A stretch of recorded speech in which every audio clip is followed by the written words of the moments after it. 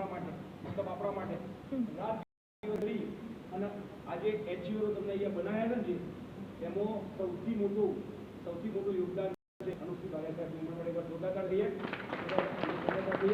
આપણે 2 મિનિટને સોંપડીશું અને ભગવાનને પ્રાર્થના કરીશું કે આપણા આવા લીડરો જગદીશભાઈ, અરુણભાઈ, ભાવેશભાઈ જેવા પ્રધાન મળો. હા એ છે ને પ્રધાન મળો અને આપણે બધા મળી એવી તાકાત લગાવીએ અરુણભાઈ જેટલા લેવલ બદલ અને જેવી આપણે પહોંચીએ કે ના પહોંચીએ લેવલ બદલવું છે એ છે ને. હા તો બદલતે પહોંચીએ તો આપણે એને સોંપડીશું. આ લોકોની જોરદાર કામ સાથે સ્ટેજ. નમસ્કાર. ઓકે સાહેબે તો આપણી જોરદાર એનર્જી આપી દીધી. હા સાહેબે આપણને શું કહેવાય નસીબદાર આપણે છીએ કે આવી મહાન હસ્તી કે જે આજે આપણી જિંદગી બદલવા માટે આપણે જિંદગી બદલવા માટે જેને આપણી શું કહેવાય આન બાન ને નામ કોઈ પ્રોબ્લેમ છે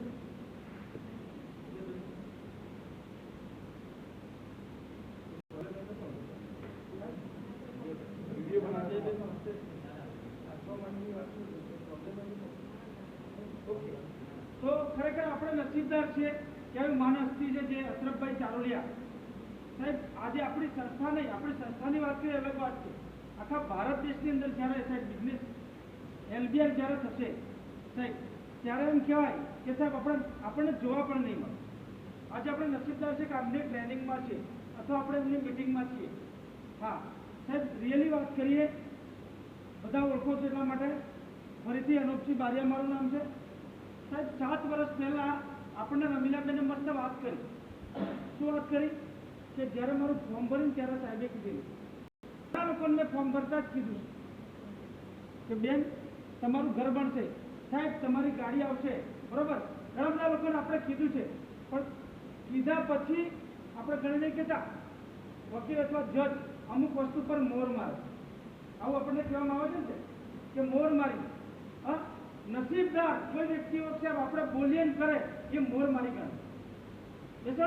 આજે આપણે રમીલાબેન બારિયા સાહેબ જ્યારે ફોર્મ ભર્યું ત્યારે બેને કીધું, મેં કીધું બેનને કે બેન તમારા અઢી ઉપર અઢી પતરા છે, 2 વર્ષ આલો બેન, હા તમારું ઘર બનશે. બેને કરીને બતાવ્યું, એને કહેવાય મોર મારી. કહેશો ને? હા તો ઘણા બધા લોકોને મેં કીધું છે પણ એમાં કરવા વાળા ઓછા હોય, કેવા વાળા વધારે હોય. કહેશો ને? હા મેં બેનને કીધું ને બેને કર્યું. હા મતલબ મહેનત એમની, સપોર્ટ મારો સાહેબ. તમને બી સપોર્ટ મળે. હા તમને બી કોઈ ને કોઈ અપ્લાયનો સપોર્ટ મળે છે, તમે બી અચીવમેન્ટ કરી શકો છો.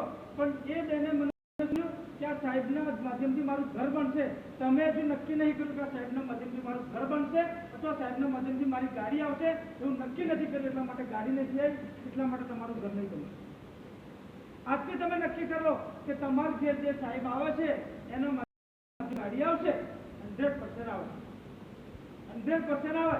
આપણા ઘેર કોઈ LBR વાળો સાહેબ આવે ને એ સાહેબ ગાડી લઈને નથી આવતો સાહેબ, કરોડો રૂપિયા લઈને આવે છે. તમારા ઘેર લક્ષ્મીનો પગ મુકાય છે. સમજી લો કે LBR નો કોઈ લીડર આવ્યો તમારા ઘેર, એટલે તમારા ઘરમાં લક્ષ્મીનો પ્રવેશ થાય છે 100%. પણ તમે એવું નક્કી કરો હા કે આજે મારા સાહેબ કોના માટે? મારા માટે. આવું જેદાર તમે સમજો ને, કેદાર સાહેબ તમારા જેટલા નક્કી કરેલા બધા જ સપના 100% પૂરા. પણ તમારા દિલમાં શું થવું છે કે સાહેબે મારા ઘેર આવ્યા, મતલબ મારા માટે આવ્યા. તમારા પર સાહેબનો ફોન આવે એટલે નક્કી કરો સાહેબે મને કીધું, મારા માટે કીધું, એ દાડે સાહેબ તમારી જિંદગી બની 100%. એ LBR શરૂઆત કરી સાહેબ. હા 7 વર્ષ પહેલાથી આ સુધી જે સાહેબે કીધું, જે બી કીધું હું સમજુ છું મારા માટે. એટલા માટે સાહેબ બ્રેનની સ્ટાફ 100% થઈ 100%.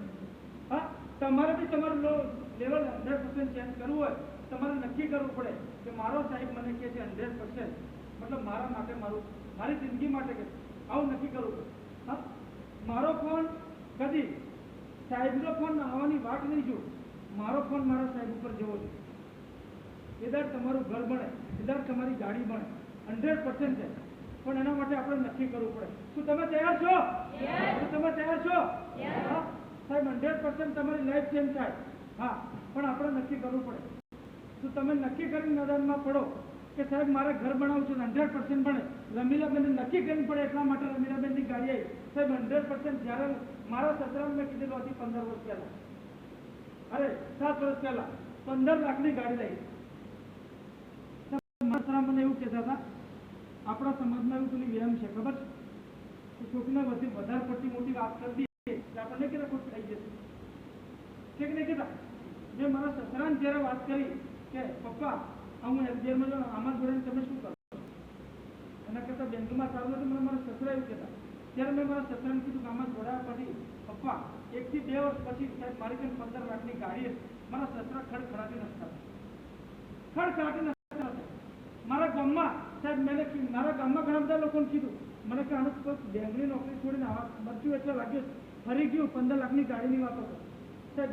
એ લોકો સાહેબ કાલે એક વ્યક્તિના ઘેર ગયો હતો, રિયલી વાત કરું છું. હા, મારા ગામમાં એક ટીચર છે, રિટાયર થયો, એની વાઇફ મરી ગઈ, મતલબ ગામની રીતે કાકા થાય. સાંજે મળવા ગયો છે બેસવા કે મારો સાહેબ પ્રોબ્લેમ હતો, મીટિંગ માટે હું 12માં આવી શક્યો નહીં, મળવા ગયો. અને ત્યારે એ વ્યક્તિ મને સામે કહેતા કે તમે આટલા મોટા લેવલ ઉપર પહોંચ્યા, મેં આટલા વર્ષે નોકરી કરી તો મારી જો પેલી ગાડી થાય છે તમારી કરતાં નાની, આટલી મોટી ગાડી તમે તમારા પરિવારમાં સાહેબ નામ ઉજ્જવળ કર્યું. સાહેબ માસ્ટર શિક્ષક 11-12નો શિક્ષક રિટાયર થયેલો મને આવું કહેતો હતો. અને ત્યારે મને ઊંઘ આવી ગઈ અને ત્યારે મેં શું કર્યું, મારી ચોપડીમાંથી ફોટો કાઢીને બતાવ્યું સાહેબ જો આ પહેલા નંબરનો ફોટો. તરત એ માણસ સાહેબ એટલો ગદગદિત થઈ ગયો, આપણા ગામમાં આટલા મોટા આવી સંસ્થાની અંદર આટલા મોટા લેવલ ઉપર તમે છો. મેં કીધું હા સાહેબ, હા તો આપણા કેટલા બધા છોકરા લગાડવા જ લાગે. મેં કીધું હો આ તો લાગે એવું છે આમાં. હા, અને આજે સાહેબ સંસ્થા આ લેવલ ચેન્જ કરવા માટે જે મને મહેનત પડી છે આ તમને નહીં પડે. કારણ ખબર છે આમાં અભણ વ્યક્તિ જોડાઈ જશે ને સાહેબ, હવે ખાલી મહેનત કરશે, મેદાનમાં નીકળશે ને તો સાહેબ એની ઇન્કમ થશે ને સાહેબ, અભણ વ્યક્તિ ઓટોમેટિક લેવલ ચેન્જ કરશે. કોઈ એક જ ઇન્કમ આવતી છે ને તો એ વ્યક્તિનું લેવલ ચેન્જ થશે. ખાલી એક લેવલથી પણ ઇન્કમ લેવલ ચેન્જ થઈ જશે. પણ એના માટે વ્યક્તિ ખાલી પ્રયાસ કરશે ને, ખાલી ડગલે આપણે કહેવત સાંભળી છે પેલું કાચબો ને શિયાળ વાળી ગધેડો કે કાચબો ને શિયાળ વાળી, સાચું કહું? હા, કાચબો ને સસલો. હા, સસલો એવું સમજતો તો હું ફાસ્ટથી પહોંચી જઈશ. હા, આપણે કોઈ જોર કરવા જશે હા અને કોઈ ધીરું કરશે. કોઈકના મનમાં એવું થાય કે સાહેબ હું આ લેવલ કાઢ દઉં, 10 દાડા જોડી 2 મહિના ઘેર બેસી રહ્યું.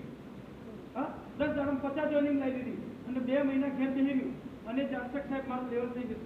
પણ જે બે ખાલી જોઈનિંગો રેગ્યુલર રોજની રોજ 2 લાયા કરશે ને 2 તો સાહેબ પેલો ફાસ્ટ દોડવાવાળા કરતા આગળ 100% કાચવા ગતિ હેઠવાવાળો વ્યક્તિ બી 100% સક્સેસ થશે.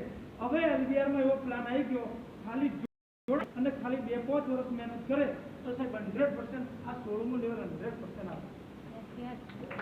કોઈ સખત નહીં થાય.